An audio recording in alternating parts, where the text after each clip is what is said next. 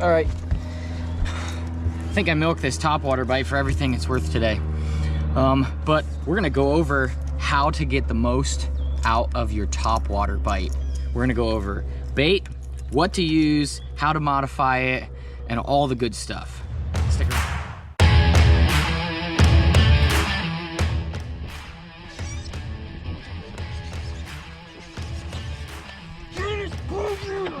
Let's freaking go! You're doing good. Oh my god! Make it. Oh my god!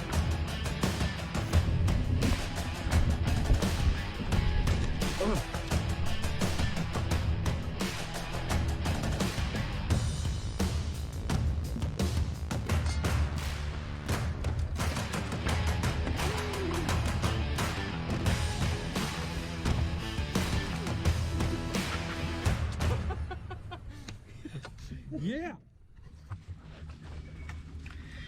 All right, let's get into this. So it's June right now, and what that means for me is topwater season. Like, catching fish on topwater is some of the most fun fishing that you'll ever do. So today, what I decided to pick up was a whopper plopper. I could have picked up a buzzbait. I did catch a couple fish on a spook today, but the whopper plopper seemed to be getting most of the bites. I knew it was going to be pretty sunny today, so I knew that the low light conditions weren't going to last very long. So in order for me to get the most out of it, I had to do a couple things today. So it's a little after 10 o'clock now. But we'll start off in the morning. So in the morning, it was low light, obviously, so the fish are scattered. So they're out on different things. They're hanging, they're not like locked onto objects. So they're kind of floating around on different stuff. So they're hanging close to grass, around laydowns, around points and things like that. Now, as the day went on, those shade lines started coming into play. So I was catching fish in the shade lines. As those shade lines get gradually closer and closer and closer to the bank, the fish that are up there feeding will use those shade lines. They will follow those shade lines all the way up to an object, and then they'll lock on that object. Or they'll follow it all the way to the bank and they'll lock on an undercut or a stump or a laydown that's on the bank. So that's when it becomes a little bit easier to catch them. So you'll notice that throughout my day, I had a lot of fish that would bite the bait as soon as it would hit the water. That's because I threw it in the perfect spot, like right next to the laydown or right next to the rock or right next to the grass clump that they were using to hold in because it was shaded. So we can start talking about the bait now. So this is a whopper plopper. This is the 110. So there's a couple different things that I do to it. First of all, I upgrade the hooks. So I put number 2 hooks on them. I use an EWG on the back and then a round bend on the front. The round bend is red. Okay, so you can probably see that this hook this was brand new. I just put this hook on last night. So the hook has been, shredded pretty good. The red paint is pretty much, a lot of it's worn off at this point. And you'll notice as you watch this footage, almost every single fish got this red hook. So that's not a coincidence. So this is something that I do to all my whopper ploppers. I take the hooks off, the stock hooks, and then I put new hooks on, upgrade to number 2s, and then also I put a heavy duty barrel swivel on the front. You're gonna have to put a barrel swivel on these. They do okay if they don't get caught on anything, but today I got caught on a lot of grass. Grass will get caught on this back hook, and it will slow the bait down, and then it will spin. It will create a lot of line twist. If you get too much line twist, you can break off. You don't want to break this bait off. It's expensive, and